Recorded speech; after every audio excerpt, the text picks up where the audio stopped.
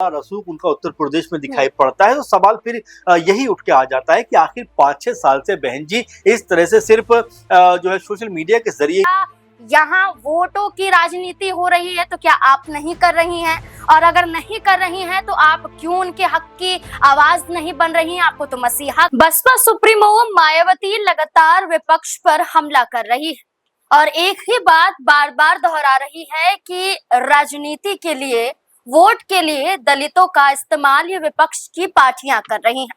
लेकिन सवाल बसपा सुप्रीमो मायावती पर भी उठता है कि अन्य राज्यों को तो छोड़िए, आप उत्तर प्रदेश में ही दलितों की आवाज नहीं बन रही हैं। ऐसे कई मुद्दे उत्तर प्रदेश में देखे गए जहां बसपा सुप्रीमो मायावती ने अपनी चुप्पी साधी। अगर बोली तो सिर्फ सोशल मीडिया पर पोस्ट के माध्यम से 2-4 बातें बोलती हुई नजर आई। इसके अलावा मायावती का कोई बड़ा कदम नहीं देखा गया। अब उत्तर प्रदेश में 2027 में विधानसभा का चुनाव है और चुनाव से पहले उत्तर प्रदेश में एक बड़ा मुद्दा गरमाया हुआ है। वो मामला मेरठ का है। लगातार इस पर चर्चा हो रही है। बीते दिनों भी चर्चा की गई, लेकिन इस बार चर्चा का केंद्र बन जाता है चंद्रशेखर आजाद का वो कदम, जिसके बाद कहीं ना कहीं बसपा के अंदर खलबली मच चुकी है। और तभी चंद्रशेखर आजाद को मगरमच्छ कहा जा रहा है। न सिर्फ मगरमच्छ बल्कि मायावती उन्हें कहती हुई नजर आ रही हैं कि मगरमच्छ के आंसू बहाने का काम चंद्रशेखर आजाद और तमाम विपक्ष की पार्टियां कर रही हैं। नाम नहीं लेती हैं लेकिन हमला जरूर करती हैं। अब इसी से जुड़े हुए सवाल हैं कि आखिरकार ललिता हत्याकांड में क्या कुछ आगे देखा जा रहा है, क्या कुछ जांच हो रही है, किसकी गिरफ्तारी हुई है और इस मामले में विपक्ष का क्या कदम रहा और सरकार का क्या कदम रहा और मायावती का क्या कदम रहा। और इन्हीं तमाम सवालों को लेकर चर्चा करेंगे और जवाब जानने की कोशिश करेंगे। हमारे साथ हमारे वरिष्ठ सहयोगी अमन जी मौजूद हैं। सर, इस मुद्दे पर हमने बीते दिनों देखा हंगामा हुआ, जहां चंद्रशेखर आजाद मुलाकात करने जाते हैं पीड़ित परिवार से। अब मुलाकात तो हो जाती है, लेकिन उस दौरान हमने यूपी पुलिस और चंद्रशेखर आजाद के बीच में तीखी नोकझोंक भी देखी।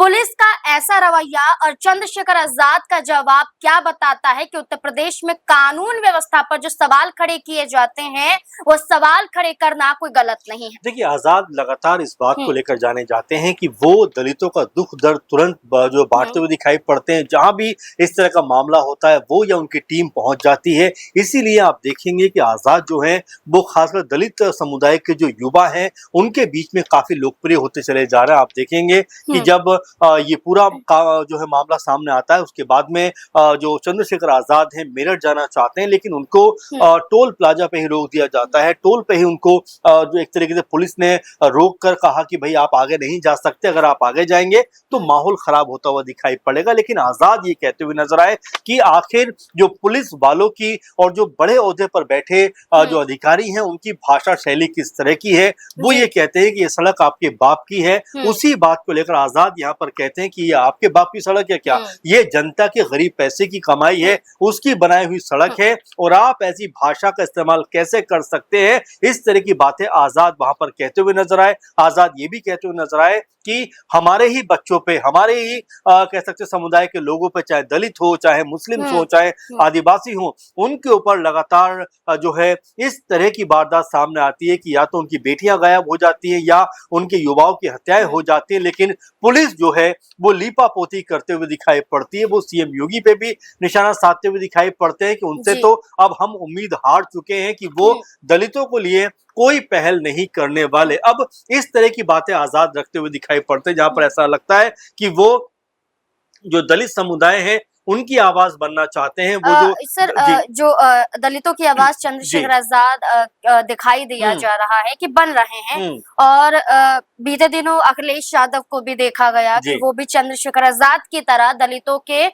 हक में अपनी आवाज उठा रहे हैं। दिल्ली में मुलाकात पीड़ित परिवार करने पहुंच जाते हैं। सांसद इकरा हसन उन्हें लेकर पहुंचती हैं। अखिलेश यादव मुलाकात करते हैं और आश्वासन देते हैं कि हम आपको न्याय जरूर दिलाएंगे। तो सिर्फ न्याय दिलाना, ये कहना ही काफी होता है या वाकई कुछ कदम उठाते हुए नजर देखिए आ सकते हैं? जाहिर बात है कि राजनीतिक तौर पे तमाम जो भी दल हैं उनको आवाज उठानी चाहिए। देखिए पॉलिटिकल तौर की अगर हम बात करें क्या लाभ होगा क्या लाभ नहीं होगा वो एक अलग मसला है, लेकिन ऐसे मामलों के ऊपर जहां पर बेटी जिस तरह से घर से गायब हो जाती है, उसकी हत्या हो जाती है, उस तरह के मामलों में संवेदनशीलता संवेदन आपको होना पड़ेगा। और अगर संवेदनशील आप नहीं है तो जाहिर बात है कि आपके ऊपर वो सवाल उठते हुए दिखाई पड़ते हैं। और यही काम जो है अखिलेश यादव भी करते हुए नजर आ रहे हैं। वो भी लगातार पीड़ित परिवार से मुलाकात करते हैं, एक तरीके से उनका दर्द बांटने का प्रयास करते हैं, क्योंकि देखिए जो दर्द परिवार ने सहा है ऐसे वक्त पे अगर उनका दर्द और दुख बांटने का काम किया जाएगा तो जाहिर बात है कि उनका भी मन थोड़ा हल्का होगा।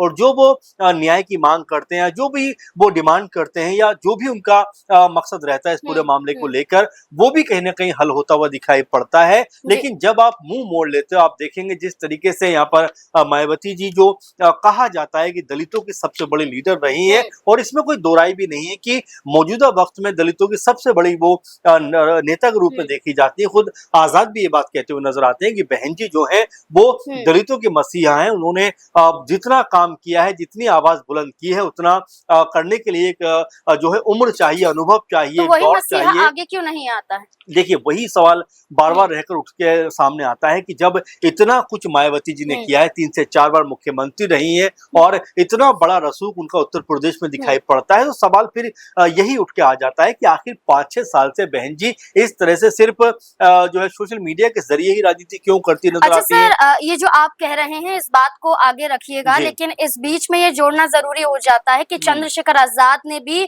मायावती पर पलटवार किया है। जब मीडिया कर्मी उनसे सवाल करते हैं कि आपको मगरमच्छ मायावती कह रही हैं, आप मगरमच्छ के आंसू बहा रहे हैं, ऐसे कह रही हैं, तो वो खुलकर कहते हैं कि आप भी आंसू बहाइए मगरमच्छ के, आप भी आइए, सिर्फ कानून का सहारा लेना ही काफी नहीं होता। जब देखा जा रहा है कि बेटियों के साथ अन्याय हो रहा है तो क्या लंबे वक्त तक इंतजार किया जाएगा? देखिए आजाद की, जैसे मैंने शुरू में आपसे कहा था कि आजाद जो जिस तरह के नेता हैं और जिस तरह से उनकी लोकप्रियता हुई है, वो सबसे बड़ा कारण यही है कि उन्होंने ऐसे परिवारों से जाकर मिलना उचित समझा है जहां पर इस तरह की ट्रेजेडी हुई है, इस तरह के जो है घटनाक्रम हुए हैं, और वहां पर जाकर उनकी जो एक छवि है वो एक ऐसे नेता के रूप में बनी है जो लोगों से जमीनी स्तर पर जाकर मुलाकातें करता है, उनके घर पहुंचता है और उनके दुख दर्द को बांटता हुआ दिखाई देता है। और यही बात आपने भी यहाँ पर कोट की कि जिस तरह आजाद ने ये बात कही है, पलटवार किया है कि अगर आपको भी लगता है तो आप भी आंसू बहाइए। और देखिए मैं फिर कहूंगा कि राजनीति एक अलग दायरा हो जाता है, राजनीति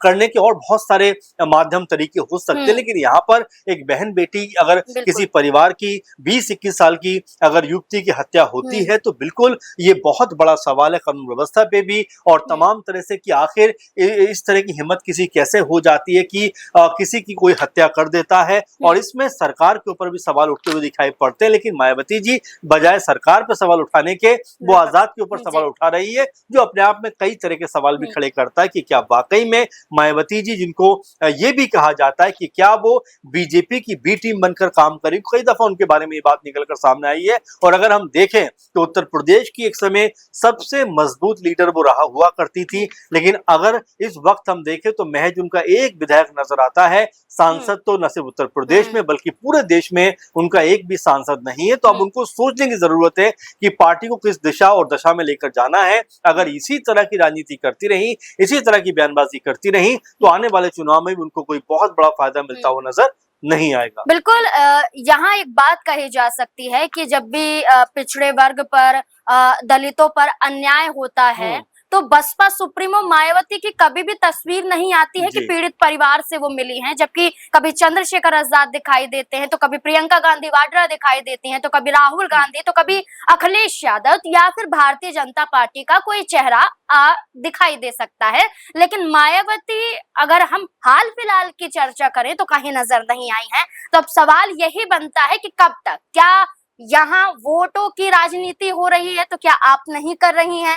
और अगर नहीं कर रही हैं तो आप क्यों उनके हक की आवाज नहीं बन रही हैं? आपको तो मसीहा कहा जाता है। ये हम कुछ नहीं कह रहे हैं, बल्कि ये बातें निकलकर सामने आ रही हैं और जनता मांग कर रही है कि खुलकर विपक्ष की तमाम पार्टियों को एक साथ आना चाहिए ताकि दलितों की आवाज बुलंद हो पाए और जो भी अत्याचार हो रहे हैं इनसे कहीं ना कहीं उन्हें छुटकारा दिलाया जाए। अब इस पूरे मुद्दे को लेकर आपको क्या लगता है? आप अपनी राय कमेंट सेक्शन में जरूर दें। धन्यवाद।